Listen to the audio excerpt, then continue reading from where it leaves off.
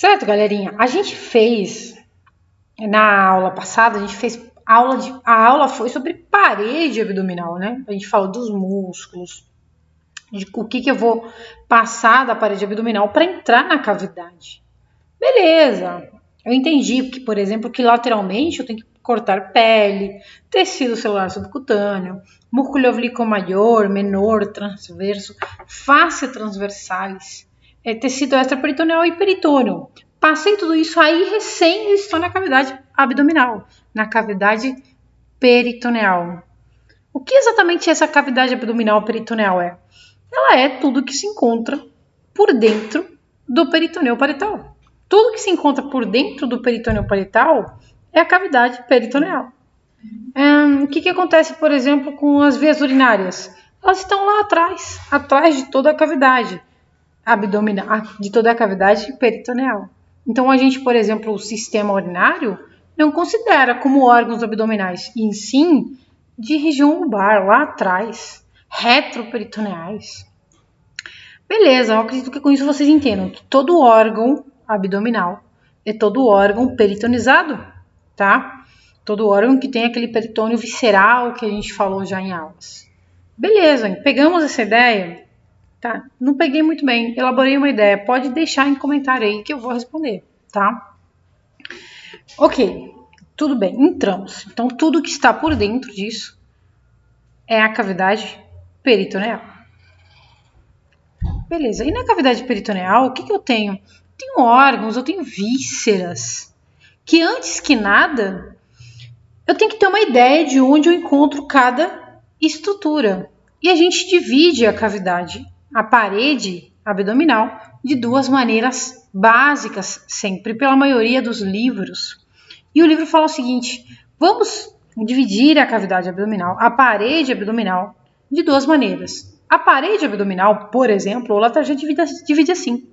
Fala assim: a divisão do abdômen, da parede abdominal e de tudo que tem lá atrás, se divide por duas linhas verticais e duas linhas horizontais.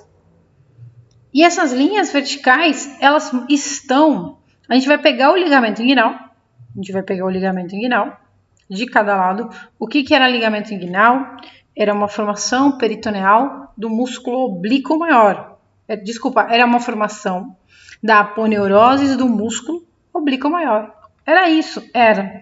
Então, que vai de onde a onde? Da espina ilíaca antero-superior à espina do púbis. Eu vou pegar o ligamento inguinal, vou mais ou menos colocar no meio a linha e eu vou subir.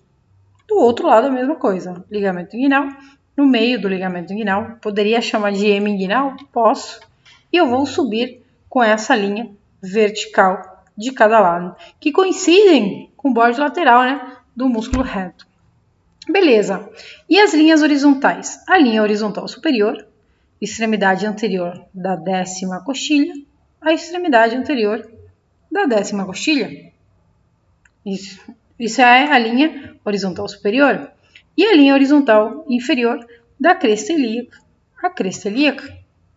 Beleza, terminei. Então, dividi o abdômen em 9 quadrantes. Para quê? Para que quando eu fale de fígado, eu falo assim, ó, o fígado se encontra no quadrante superior direito e no meio, que a gente já vai dar nome, tipo no hipocôndrio direito e no epigástrio, né?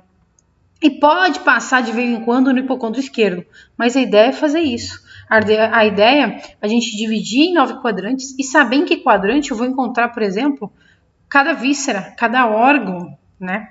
Por exemplo, na região hipogástrica a gente vai encontrar o reto, o útero na mulher, a bexiga, mulher e homem, né? A gente não vai encontrar, lógico, o útero no homem, tudo bem, tranquilo. Na fossa ilíaca esquerda, eu vou encontrar o cólon sigmoide e coisas assim que a gente vai ordenando por órgão daqui para frente.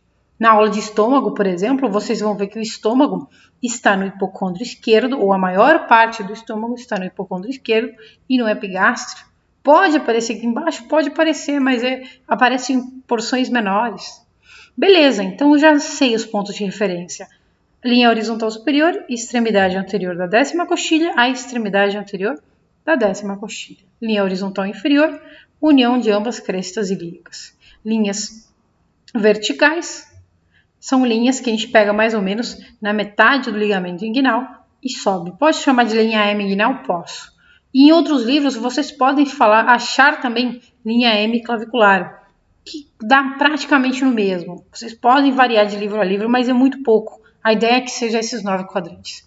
Cada quadrante, então, depois de dividir, vai ficar com nome. Ó, as linhas verticais aqui, lateral, o músculo reto, mais ou menos no meio do ligamento inguinal, no meio da clavícula. La Target fala M inguinal, na metade do ligamento inguinal, tá? E os nomes dos quadrantes vão ser, na região superior e média, epigastro, de cada lado, hipocôndrio direito e esquerdo, né? São os quadrantes superiores. No meio, de cada lado, eu vou ter os flancos, direito e esquerdo, região umbilical no meio. Na região inferior, ou os quadrantes inferiores, fossa ilíaca direita, esquerda e região hipogástrica. E à medida que a gente for falando dos órgãos, a gente vai acomodar esses órgãos em cada quadrante, certo? Beleza, fechou. É isso que eu preciso que vocês levem da divisão dos 9 quadrantes por enquanto. Agora, tem outra divisão, professora? Tem uma outra divisão sim, que é a divisão em relação ao cólon transverso e o seu meso. Como assim? O cólon transverso ou cólon transverso e o seu meso divide totalmente a cavidade abdominal, tudo que tem para cima de tudo que tem para baixo dela. Tudo que tem para cima do cólon transverso e seu meso são chamados de órgãos supramesocólicos. E tudo que tem para baixo do cólon transverso e o seu meso são órgãos inframesocólicos. Eu vou definir aqui rapidinho para vocês o que é o meso. Eu vou fazer uma aula de peritonização para vocês, mas a ideia é de o que é o meso. E eu vou definir assim como o livro fala, o meso, né, é uma formação do peritônio que une um órgão, no caso cólon transverso, à parede posterior. Isso é o meso, essa definição de meso. É uma formação do peritônio, que une um órgão à parede posterior. Porém, ela é sempre formada por 2 folhas. E no meio dessas folhas, eu tenho vasos, eu tenho nervos, eu tenho tecido adiposo. Ah, tá. E se não tivesse vasos, nervos, tecido adiposo, e fosse realmente 2 folhas, mas não tivesse nada dentro? Seria um ligamento. Seria um simples ligamento. Então, isso de repente vai diferenciar ele de um ligamento. Um meso de um ligamento. Une um órgão, a parede posterior, tem 2 folhas, e dentro dessas folhas tem um grupo de conteúdos. Isso é o meso, tá? Aqui embaixo, por exemplo, olha aqui. Isso é mesentério, gente. Meso, né? Mas como é do intestino delgado, se chama mesentério. Esse mesentério também, ó, 2 folhinhas. E no meio, tecido adiposo, vasos, nervos. Esse mesentério também une o intestino delgado à parede posterior.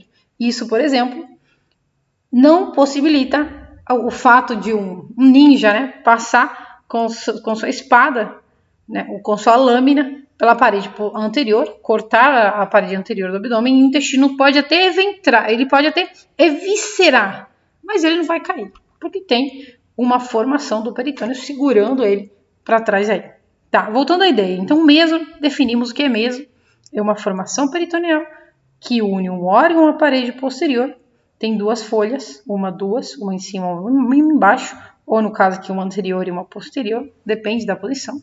E dentro dela tem um monte de estruturas. O cólon transverso. Quando a gente estudar intestino grosso, a gente vai ver que o intestino grosso se divide, né, que o nosso intestino grosso se divide em um cego. O cego é a primeira porção, tem um apêndice, né? Aqui o ilho chegando nele. Cólon ascendente, a flexura cólica direita, cólon transverso, a flexura cólica esquerda, cólon descendente, cólon sigmoide, reto e canal anal, tá? Então, quando a gente fala de cólon transverso, é a parte transversa do cólon, tá? Essa é a ideia, que seja a parte transversa do cólon. Então, esse cólon, né? Esse cólon, vou pegar essa imagem aqui, é esse cólon transverso, né? Que tem o seu meso, olha aqui o seu meso segurando ali para trás. E é tudo que eles dividem essa cavidade em 2. Deixa eu pegar essa imagem aqui e fica até melhor. Ó, o cólon transverso, que foi cortado, e o seu meso. Esse aqui é o meso, ó, uma folha, atrás tem outra folha, no meio tem tecido adiposo, tem vasos, tem nervos. Beleza, esse meso aqui, meso do cólon transverso, que se chama mesocólon transverso, se fixa na parede posterior e quando arrancada, deixa a impressão de que ela estava lá. E isso se chama raiz do mesocólon transverso. Raiz é como se fosse que eu vou pegar, né, uma árvore do chão, vou tirar ela da raiz, eu vou olhar e eu vou ficar com a impressão de que tinha raiz de uma árvore lá, né? Pelo menos até encherem esse espaço. E isso aqui é a raiz do meso do cólon transverso. Então, quando eu vejo que a raiz do mesocólon transverso, o mesocólon e o cólon transverso dividem essa cavidade em supra e inframesocólica. Exemplo aqui de dois órgãos bem especiais são o duodeno e o pâncreas. O duodeno e o pâncreas, a raiz do mesocólon passa no meio deles. E são dois órgãos, tanto o duodeno como o pâncreas, órgãos que se encontram tanto na região supra como na região inframesocólica. Professora, dá para citar uns órgãos supramesocólicos? Dá. Por exemplo, órgãos supramesocólicos. Eu vou ter o fígado, eu vou ter as vias biliares, eu vou ter o baço, eu vou ter o estômago, lógico. E a raiz passa aqui, né? A raiz passa aqui no meio do duodeno. E eu vou ter também na região supramesocólica, eu vou ter também a primeira porção do duodeno e metade superior da segunda porção do duodeno. Também vou ter como supramesocólica a parte superior da cabeça, o coelho, ou a parte superior da cabeça do pâncreas, todo o coelho, o corpo e a cauda do pâncreas. Todos esses órgãos são supramesocólicos. Vias biliares, fígado, estômago, baço, duodeno e pâncreas. Duodeno, primeira porção e porção alta da segunda. Pâncreas, a parte alta da cabeça e o resto. O coelho, o corpo e a cauda é tudo supramesocólico. Beleza, o que eu tenho, professora, de órgãos inframesocólicos? Então, comecemos pelo duodeno, parte inferior da segunda, terceira, quarta, a flexura do duodeno, todo o jejum ilho. E se eu falar de pâncreas, eu vou ter a parte inferior da cabeça do pâncreas como inframesocólico só. Além disso, eu vou ter como órgão inframesocólico o cólon ascendente, o cego, apêndice.